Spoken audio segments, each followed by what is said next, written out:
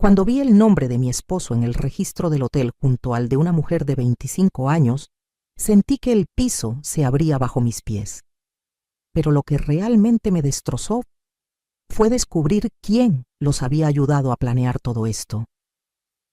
Mi propio hijo, el niño al que cargué en mi vientre, me rogó de rodillas que borrara los mensajes, que hiciera como si nada hubiera pasado, que no arruinara sus planes. En ese momento entendí que no era solo una aventura, era algo mucho peor, un complot para quitarme todo lo que había construido durante 40 años de matrimonio. Pensaron que era una vieja tonta, demasiado cansada para pelear, demasiado sumisa para defenderme. Se equivocaron.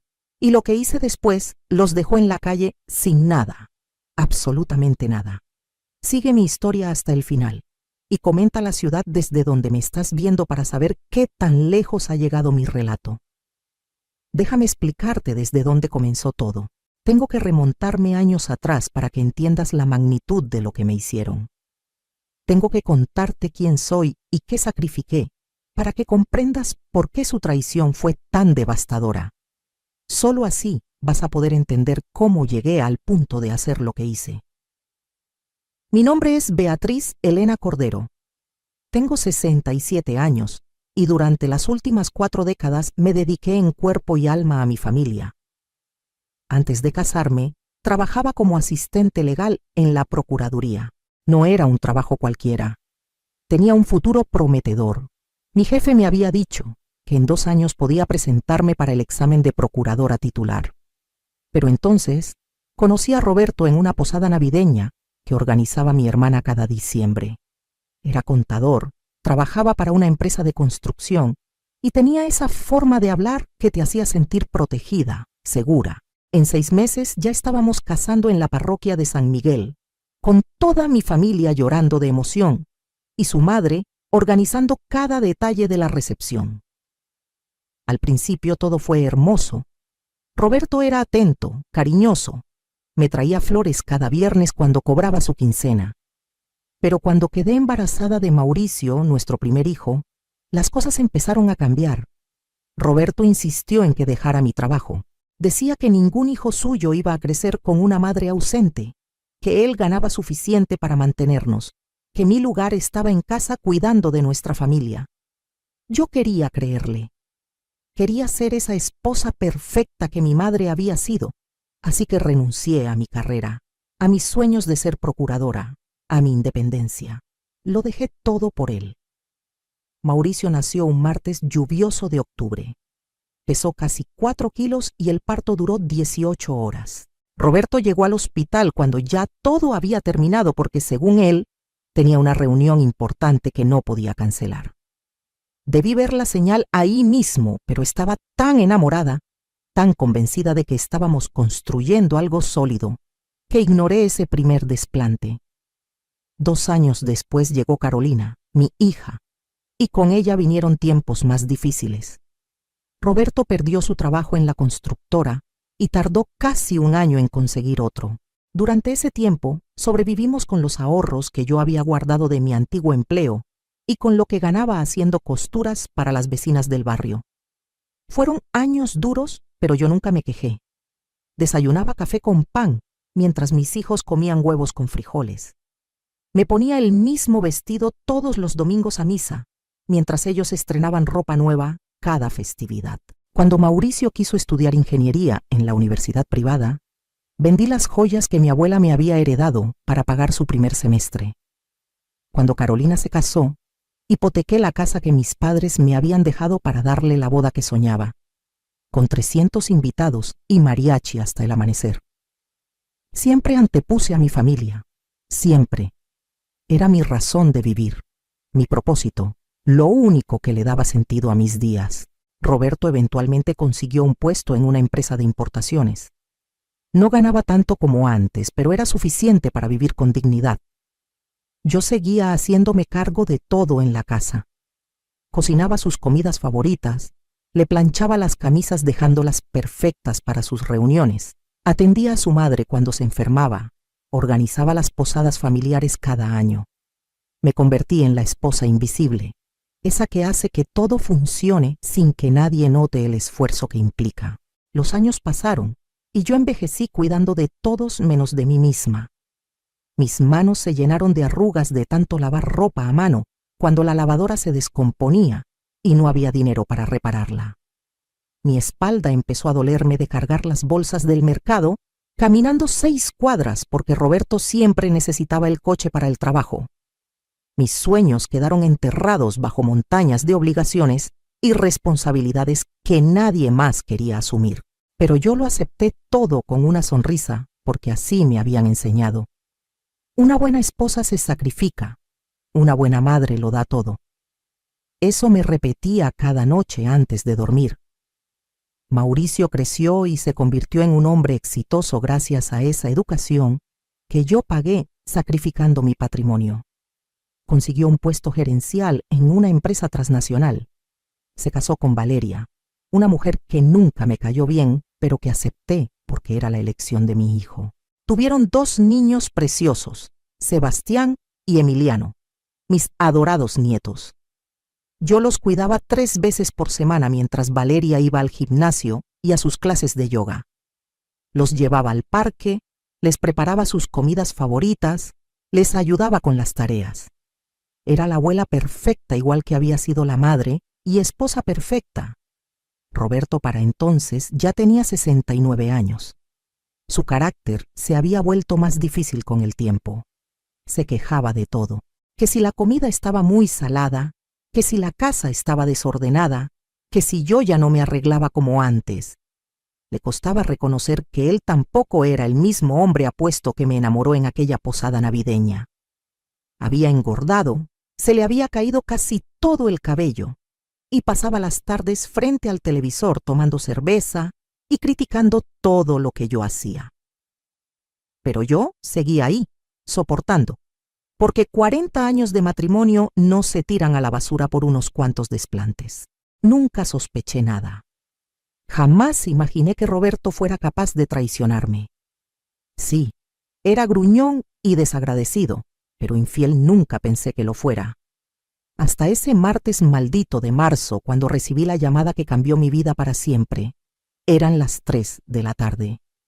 Yo estaba preparando un pozole para la cena porque a Roberto le encantaba y quería contentarlo después de una discusión tonta que habíamos tenido esa mañana por el control remoto del televisor. Sonó mi teléfono celular, ese aparato viejo que Mauricio me había regalado hacía años y que apenas sabía usar. Era un número desconocido, pero contesté de todas formas. Una voz masculina, educada, pero seria, me preguntó si era yo, la señora Beatriz Elena Cordero de Mendoza. Le confirmé que sí. El hombre se presentó como Gerardo Villalobos, gerente del Hotel Plaza del Sol en la zona turística de la ciudad. Dijo que llamaba por un asunto delicado relacionado con una cuenta a nombre de mi esposo y mío. Mi corazón empezó a latir más rápido. Pensé que tal vez Roberto había usado nuestra tarjeta de crédito para alguna emergencia y había problemas con el pago. Pero lo que me dijo después me dejó helada. El señor Villalobos explicó que mi esposo Roberto Mendoza se había registrado en su hotel el día Maret anterior, usando nuestros 2 apellidos como garantía. Hasta ahí todo parecía normal, quizás una confusión administrativa.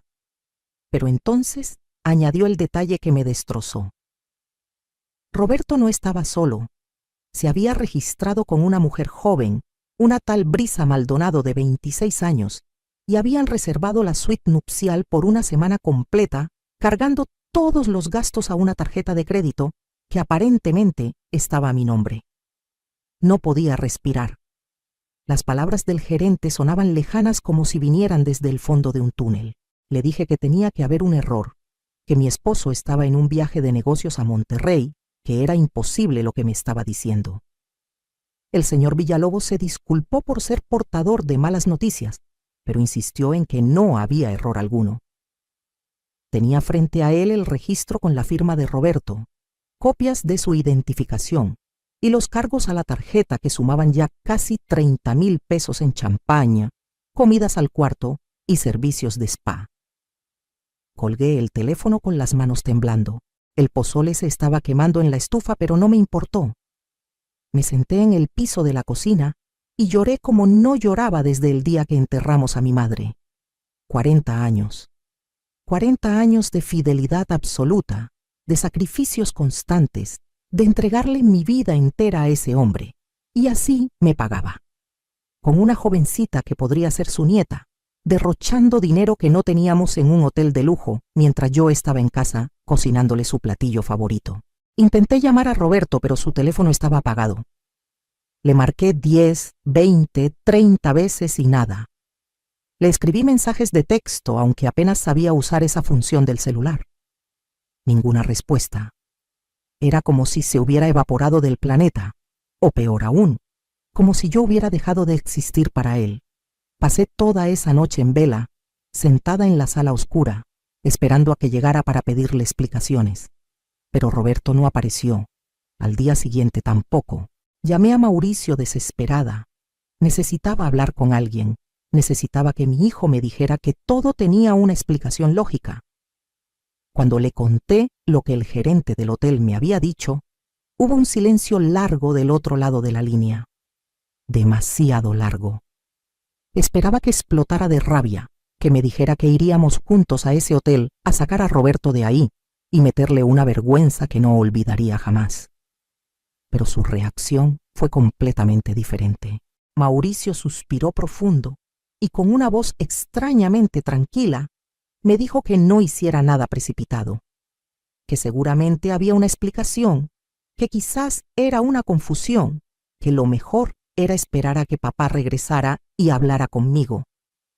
Me pidió que por favor no llamara a más gente, que no hiciera un escándalo, que pensara en la familia, en los niños, en lo que dirían los vecinos. Sus palabras me confundieron.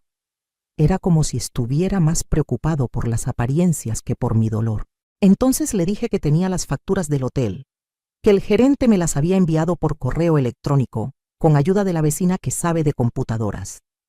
Le dije que había evidencia clara de la infidelidad de su padre. Y fue ahí cuando Mauricio dijo algo que me heló la sangre. Me pidió que borrara esos correos, que los eliminara y nunca los volviera a mencionar, que confiara en él, que todo se resolvería, pero que por favor no guardara esas pruebas. No entendí nada. Mi propio hijo defendiendo la traición de su padre.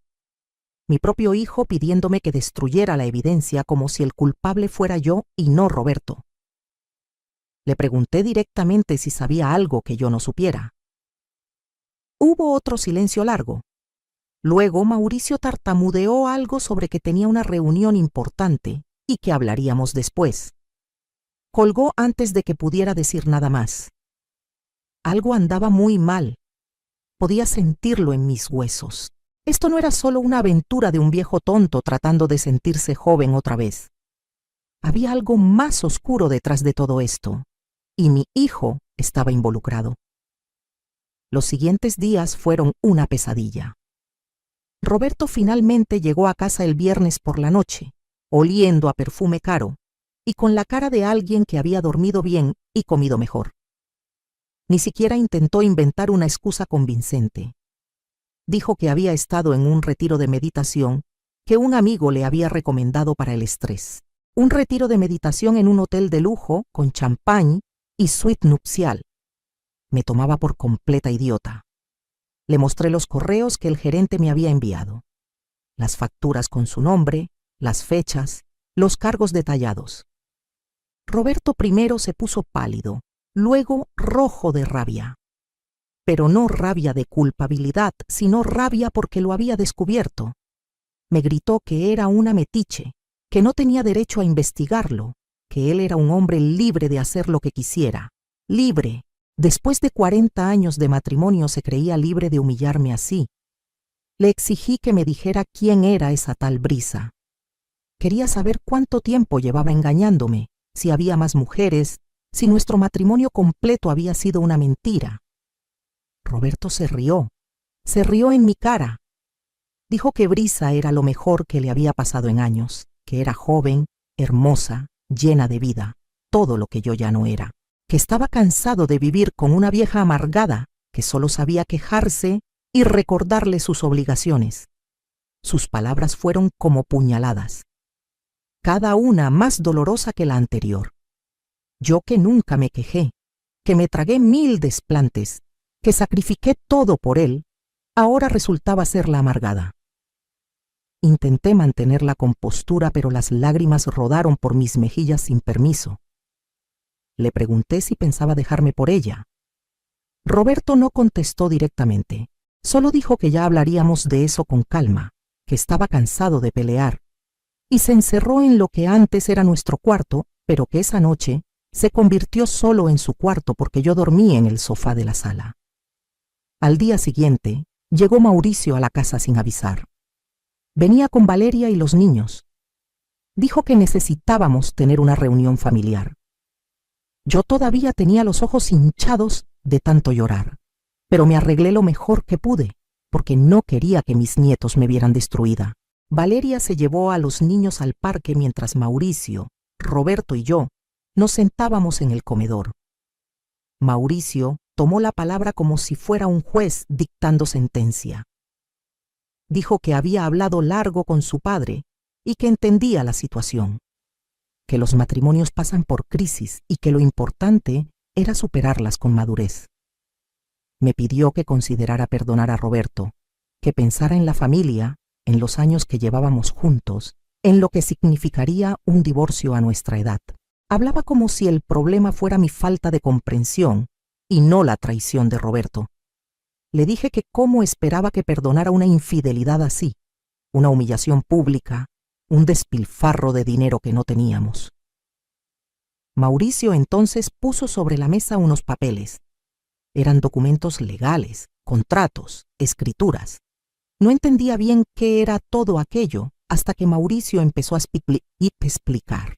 Dijo que él y Roberto habían estado trabajando en un plan de inversión familiar, que necesitaban liquidez, que la casa donde vivíamos podría venderse para generar capital y que yo podría irme a vivir a un departamento más pequeño y manejable para mi edad.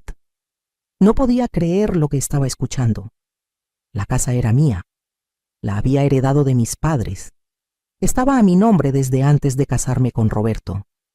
Y ahora me estaban pidiendo que la vendiera para financiar ¿qué exactamente? Mauricio habló de inversiones en bienes raíces, de oportunidades únicas, de asegurar el futuro de toda la familia. Pero yo veía a través de sus palabras bonitas.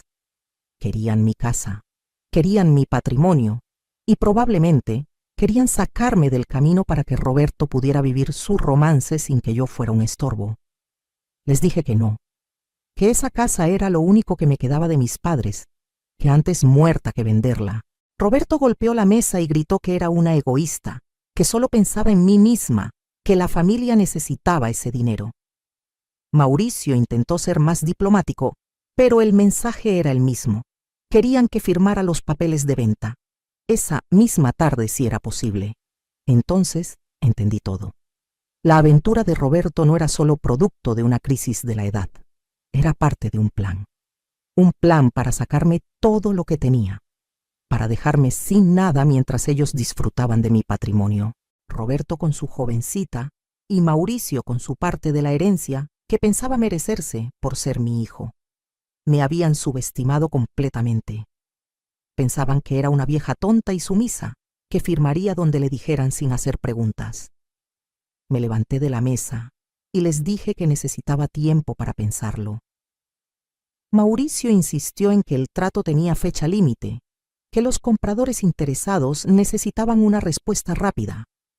Les dije que me dieran una semana para procesar todo y tomar una decisión. Roberto bufó molesto, pero Mauricio lo calmó. Dijo que estaba bien, que me tomara mi tiempo, pero que por favor no hiciera nada impulsivo como hablar con abogados o meter a gente externa en asuntos familiares. Después de que se fueron, me quedé sola en esa casa, que de repente se sentía más grande y vacía que nunca. Lloré hasta que no me quedaron más lágrimas. Me sentí traicionada, humillada, descartada como un trasto viejo que ya no sirve.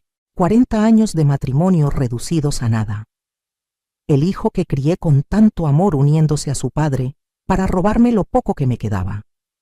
Era demasiado. Era más de lo que cualquier persona podía soportar. Pero en algún punto de esa noche oscura, entre el dolor y la desesperación, algo cambió dentro de mí. Dejé de llorar. Me sequé las lágrimas. Me miré al espejo del baño y vi a una mujer que había pasado toda su vida siendo débil, complaciente, sacrificada. Vi a una mujer que siempre puso a otros primero y que por eso ahora estaba siendo pisoteada sin misericordia. Y decidí que esa mujer había muerto. En su lugar nacería alguien nuevo, alguien que pelearía, alguien que no se dejaría robar su dignidad ni su patrimonio sin dar batalla. Recordé entonces algo que Roberto y Mauricio no sabían, algo que había mantenido en secreto todos estos años porque nunca imaginé que lo necesitaría. Cuando mis padres murieron, no solo me heredaron la casa, también me dejaron un terreno en las afueras de la ciudad, cerca de lo que ahora era la nueva zona industrial. En aquel tiempo era solo monte, sin valor aparente, por eso nunca lo mencioné. Pero hacía unos meses había leído en el periódico que el gobierno planeaba construir un parque industrial justo en esa zona. El valor de esos terrenos se había multiplicado por 20. Además, tenía algo más. Durante años, desde que Carolina se casó y se mudó a Guadalajara, yo había estado ahorrando en secreto. Cada vez que Roberto me daba dinero para el mercado, yo guardaba un poco. Cada vez que hacía costuras o vendía tamales en las posadas, guardaba esas ganancias. Poco a poco, peso a peso, había acumulado casi 200,000 pesos en una cuenta bancaria que abría mi nombre con ayuda de mi comadre Refugio. Roberto no sabía nada de esa cuenta. Creía que yo era tan tonta que ni siquiera sabía manejar dinero. Y había una cosa más, algo que me daba vergüenza, pero que ahora se convertiría en mi arma más poderosa. Hacía 3 años, Roberto había tenido problemas con Hacienda por no declarar unos ingresos extras que recibía de trabajos informales. Yo encontré los documentos cuando estaba limpiando su escritorio. En lugar de decirle algo, los guardé. Los escondí en una caja en el fondo de mi closet, entre las cobijas viejas. No sabía por qué los guardaba. Solo sentí que algún día podrían servirme. Ese día había llegado. Esa noche no dormí. Me quedé despierta haciendo un plan. Mauricio me había pedido una semana para decidir. Iba a usar esa semana no para rendirme, sino para prepararme, para investigar, para buscar ayuda, para tejer mi propia red antes de que ellos cerraran la suya sobre mí. Si querían jugar sucio, yo les iba a enseñar cómo se jugaba de verdad. A la mañana siguiente llamé a mi comadre Refugio. Ella había trabajado toda su vida como secretaria en un despacho de abogados antes de jubilarse. Le conté todo, absolutamente todo. Refugio se indignó tanto que pensé que le daría algo.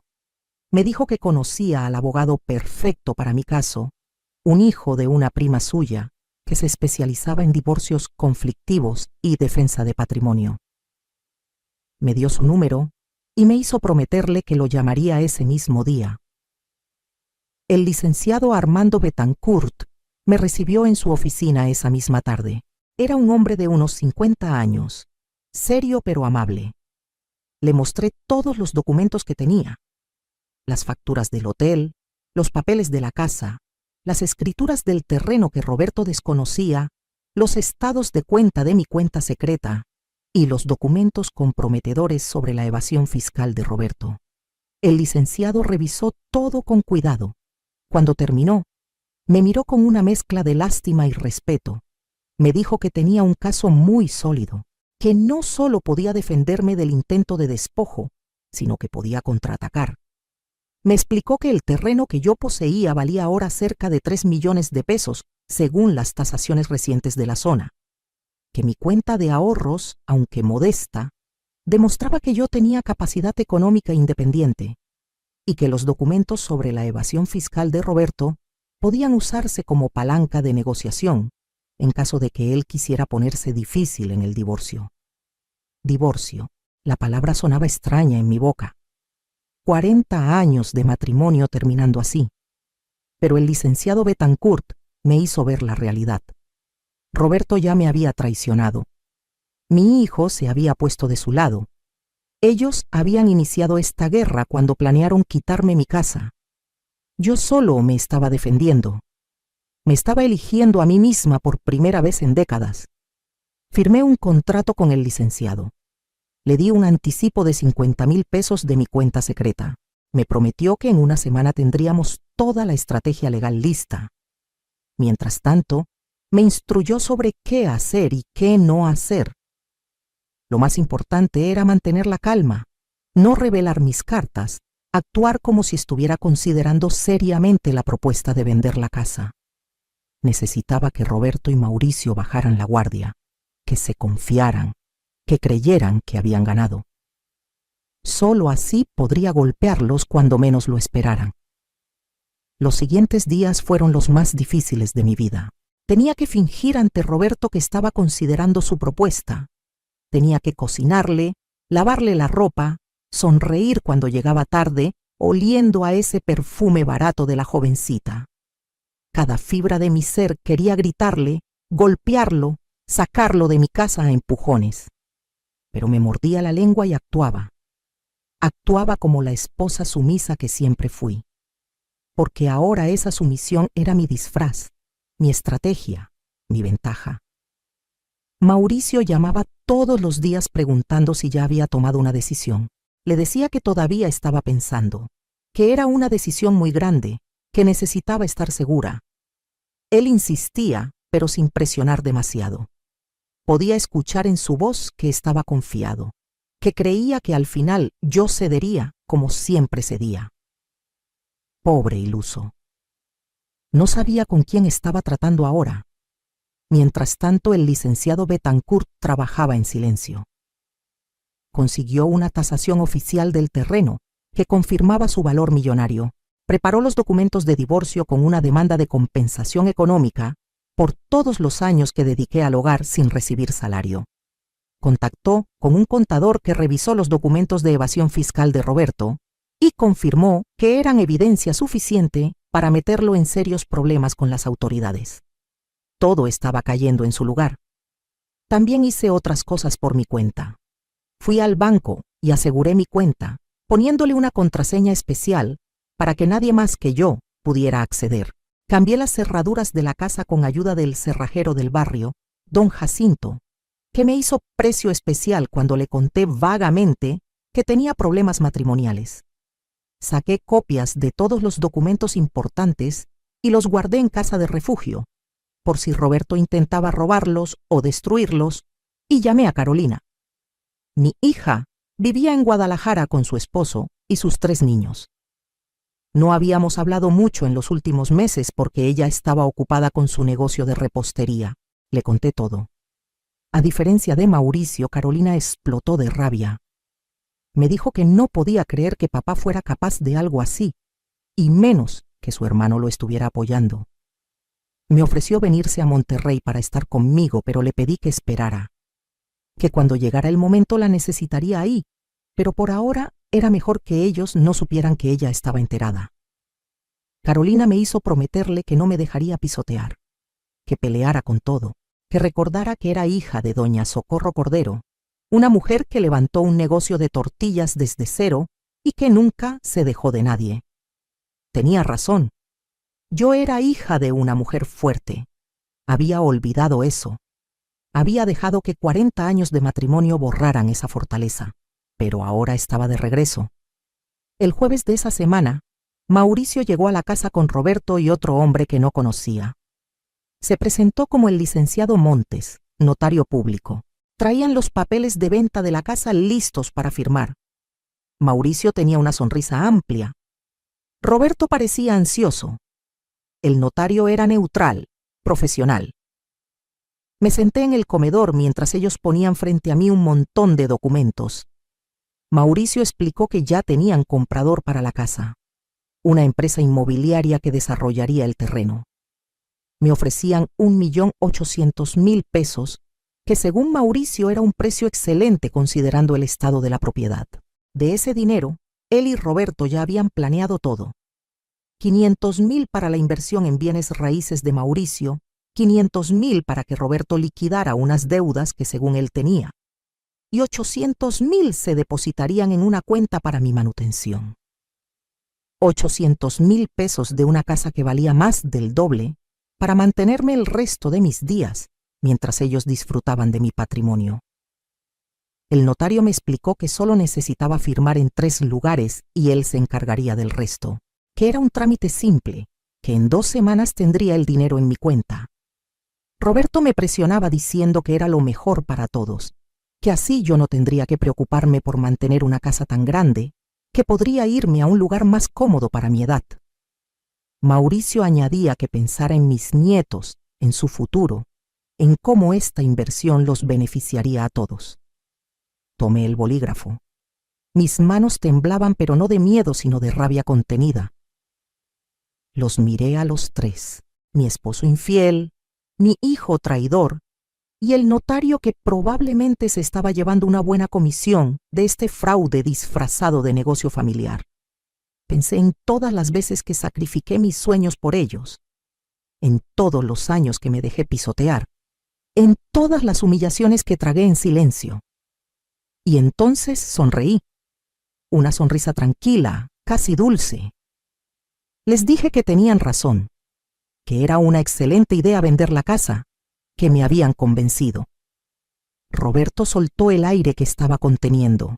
Mauricio le dio una palmada en la espalda al notario, como celebrando por adelantado. Acerqué el bolígrafo al primer documento, pero en lugar de firmar, lo que hice fue cerrar el folder con todos los papeles. Me levanté de la mesa y les dije que había olvidado mencionar un pequeño detalle, que esa mañana había ido con mi propio abogado y había iniciado un proceso de divorcio contra Roberto por adulterio, con demanda de compensación económica y división de bienes conyugales, que además había presentado una denuncia ante Hacienda por los documentos de evasión fiscal que encontré hace años y que amablemente había guardado esperando nunca tener que usarlos. El silencio que siguió fue sepulcral. Roberto se puso pálido como papel. Mauricio tartamudeó preguntando de qué estaba hablando. El notario comenzó a recoger sus documentos incómodo, evidentemente no queriendo estar presente para lo que venía. Les dije que podían verificarlo con el licenciado Armando Betancourt si no me creían, que él tenía todas las pruebas, todas las evidencias, y que además había descubierto que el terreno que heredé de mis padres valía ahora 3 millones de pesos. Roberto intentó gritarme, pero esta vez no me dejé intimidar. Le dije que podía gritar todo lo que quisiera, que esa casa era mía y solo mía porque estaba a mi nombre desde antes del matrimonio, que no vería un solo peso de mi patrimonio, que si quería vivir con su jovencita tendría que mantenerla con su propia jubilación, que por cierto también estaba en riesgo si Hacienda proseguía la investigación por evasión fiscal. Mauricio intentó un enfoque diferente. Dijo que estaba actuando de forma irracional, que estaba siendo egoísta, que pensara en la familia. Le contesté que precisamente estaba pensando en la familia, que durante 40 años había puesto a la familia primero mientras me olvidaba de mí misma, que les había dado todo, incluyendo el dinero de las joyas de mi abuela para su educación universitaria, y así me pagaba aliándose con su padre para robarme. Que él había dejado de ser mi hijo el día que me pidió borrar las pruebas de la infidelidad de Roberto para proteger sus planes miserables. Le dije que tenía evidencia de toda la conversación donde me había pedido destruir los correos del hotel, que había grabado la llamada con ayuda de la vecina que sabe de tecnología, que tenía documentado cada paso de su plan para despojarme de mi patrimonio, y que si intentaba cualquier cosa legal contra mí, yo haría públicas esas grabaciones y todos en la colonia, en su trabajo, en toda la ciudad sabrían qué clase de hijo era. Roberto intentó abalanzarse sobre mí, pero yo ya había previsto eso. Toqué un botón en mi teléfono y en menos de 2 minutos llegaron don Jacinto el cerrajero y sus 2 hijos, hombres grandes que habían trabajado toda su vida en construcción. Les había pedido que estuvieran cerca por si necesitaba ayuda. Roberto se detuvo en seco al verlos. Le dije que tenía exactamente 10 minutos para empacar sus cosas personales y salir de mi casa, que si no lo hacía por las buenas, ellos lo ayudarían a hacerlo por las malas. Mauricio seguía en shock, tratando de procesar que su plan perfecto se había derrumbado. Le dije que él también tenía que irse, que no quería verlo en mi casa nunca más, que podía olvidarse de la herencia que creía que le correspondía porque yo iba a vivir muchos años más disfrutando de lo que era mío, y que si por casualidad quedaba algo cuando yo muriera, ese algo iría para Carolina y sus hijos, no para él. Roberto intentó una última táctica. Se puso a llorar. Dijo que lo perdonara, que había sido un error, que Brisa no significaba nada, que me amaba, que habíamos construido una vida juntos, que no podía dejarlo así, en la calle, a su edad. Le dije que debió pensar en eso antes de humillarme. Que yo también tenía edad, casi la misma que él, y sin embargo, había sido capaz de sobrevivir 40 años de desgaste emocional por su culpa. Que ahora él iba a aprender a sobrevivir solo. Mauricio intentó negociar. Dijo que estaba bien, que aceptaba el divorcio, pero que al menos no involucrara a Hacienda, que eso destruiría completamente a Roberto. Le dije que esa decisión dependía de cómo se portaran de ahora en adelante, que si Roberto firmaba los papeles de divorcio sin pelear, sin pedir nada, aceptando que la casa y todos mis bienes eran solo míos, yo consideraría no proceder con la denuncia fiscal, pero que, si intentaban cualquier movimiento legal en mi contra, yo soltaría todos los perros. El notario se fue prácticamente corriendo, murmurando algo sobre que él no sabía nada de esto. Roberto subió a empacar con los hijos de don Jacinto siguiéndolo para asegurarse de que solo tomara sus cosas. Mauricio se quedó parado en la sala, mirándome como si no me reconociera. Me dijo que yo había cambiado, que no era la madre que él conocía. Le contesté que tenía razón, que la madre que él conocía había muerto el día que descubrió que su propio hijo la traicionaría por dinero, que la mujer que tenía enfrente era alguien nuevo, alguien que se amaba a sí misma por primera vez en décadas. Roberto bajó con 2 maletas. Tenía la cara roja de rabia y humillación. Me lanzó una última mirada de odio y salió dando un portazo. Mauricio lo siguió en silencio. Cuando la puerta se cerró, mis piernas finalmente cedieron. Me senté en el sofá y todo mi cuerpo empezó a temblar. Don Jacinto me trajo un vaso de agua y me dio unas palmaditas en el hombro. Me dijo que había hecho lo correcto, que era una mujer muy valiente y que si necesitaba algo más, solo tenía que llamarlo. Cuando se fueron, me quedé sola en mi casa, verdaderamente sola por primera vez en 40 años. Y en lugar de sentir miedo o tristeza, sentí algo que no experimentaba desde hacía tanto que casi lo había olvidado. Sentí paz, sentí libertad, sentí que finalmente me pertenecía a mí misma. Los días siguientes fueron de locos. Roberto intentó llamarme 100 veces, pero bloqueé su número. Mauricio me mandó mensajes diciéndome que estaba siendo irracional, que reconsiderara, que la familia era lo más importante. Le bloqueé también. Carolina se vino de Guadalajara para pasar unos días conmigo. Lloramos juntas, reímos juntas, y ella me ayudó a sacar de la casa todos los rastros de Roberto. Regalamos su ropa, tiramos sus cosas, quemamos fotos viejas en el patio trasero como en un ritual de limpieza. El licenciado Betancourt procedió con el divorcio. Roberto intentó pelear al principio. Contrató a un abogado que argumentó que él tenía derecho a la mitad de todo por ser matrimonio de 40 años. Pero cuando mi abogado sacó a relucir los documentos de evasión fiscal y las evidencias de su infidelidad, el abogado de Roberto lo convenció de que era mejor no pelear. Roberto firmó todo lo que le pusieron enfrente. El divorcio se finalizó en 3 meses. Tiempo récord. Mauricio intentó un acercamiento diferente. Mandó a Valeria con mis nietos a visitarme, pensando que yo no sería capaz de negarles la entrada. Pero les abrí la puerta, abracé a mis nietos, les di dulces y juguetes, y luego le dije a Valeria muy claramente que los niños eran siempre bienvenidos, pero que Mauricio no pisaría mi casa hasta que viniera a pedirme perdón de rodillas. Valeria se fue incómoda. Los niños siguieron visitándome regularmente, ahora con Carolina cuando venía de Guadalajara o con mi comadre refugio de supervisora. Decidí vender el terreno que había heredado de mis padres. No lo necesitaba, y el dinero me vendría bien para asegurar mi futuro. Lo vendí en 2.800.000 pesos a una empresa desarrolladora seria. Con ese dinero y mis ahorros, hice algo que nunca imaginé. Me compré un departamento pequeño pero bonito en una zona tranquila de la ciudad. Remodelé mi casa original y la convertí en un pequeño negocio. La parte de abajo ahora es una tienda de abarrotes que maneja la hija de refugio, y yo recibo renta mensual de eso sin tener que hacer nada. También me compré ropa nueva. Fui a la peluquería y me hice un corte moderno. Me uní a un grupo de mujeres de mi edad que se juntan los martes a hacer ejercicio en el parque.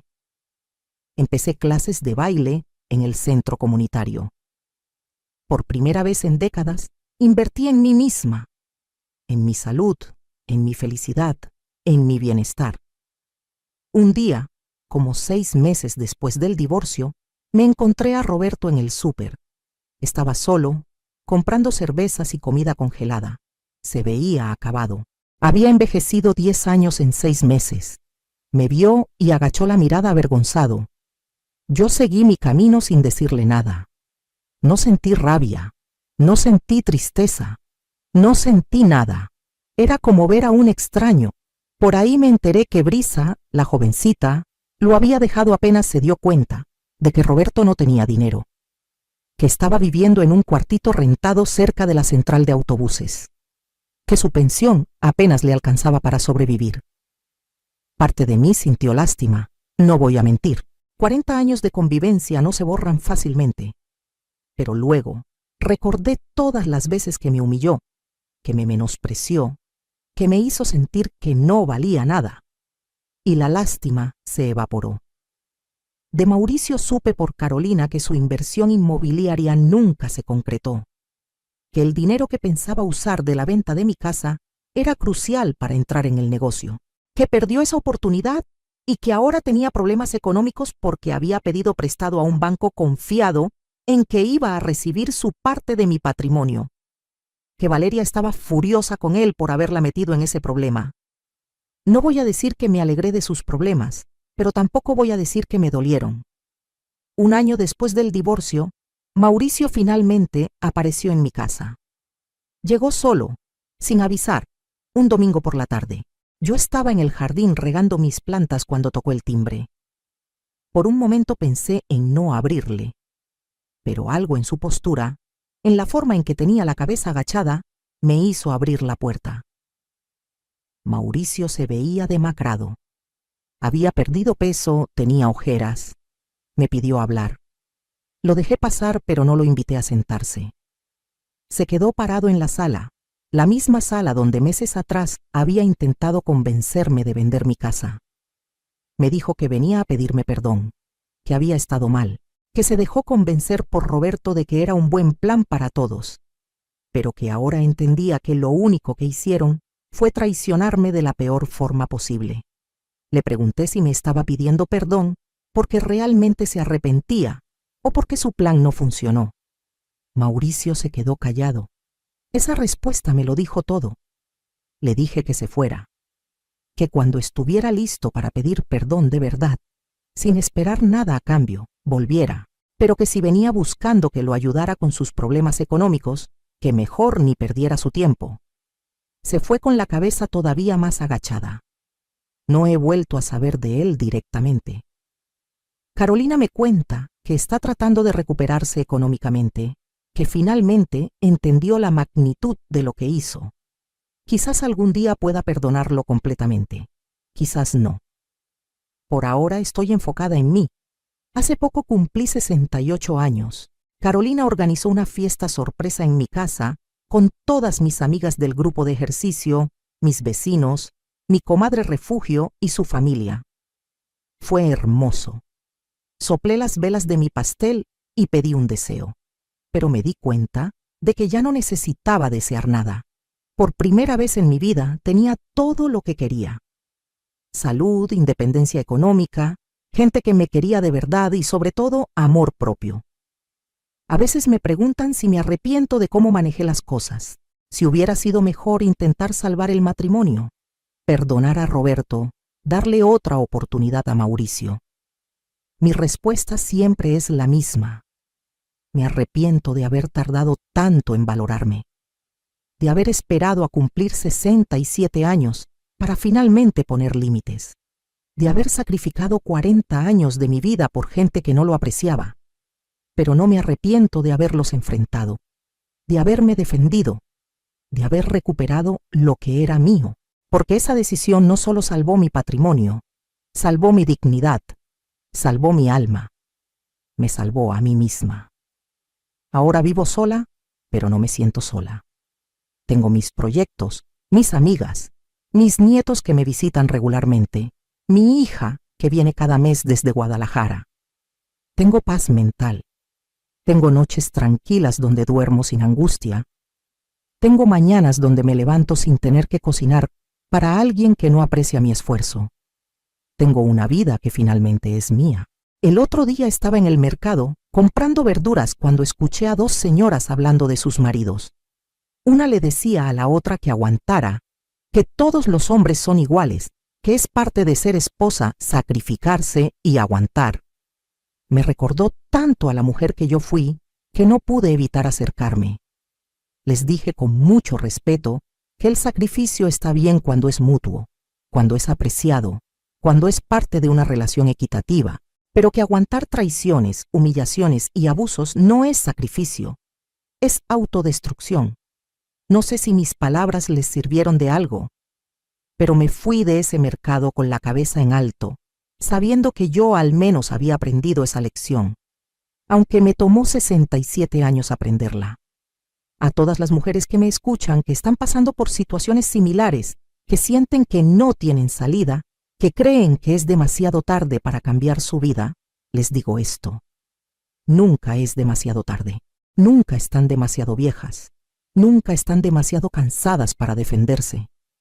Yo lo hice a los 67 y me arrepiento de no haberlo hecho antes. Ustedes valen. Su dignidad vale. Su paz mental vale. Y cualquier persona que les haga sentir lo contrario, sea esposo, hijo o quien sea, no merece un lugar en su vida. Punto final. ¿Qué harías en mi lugar? Comenta abajo. Y si mi historia te resonó, si conoces a alguien que necesita escucharla, compártela. Porque hay miles de mujeres ahí afuera que necesitan saber que sí se puede, que sí hay vida después de la traición, que sí hay felicidad después del dolor. Yo soy la prueba viviente de eso.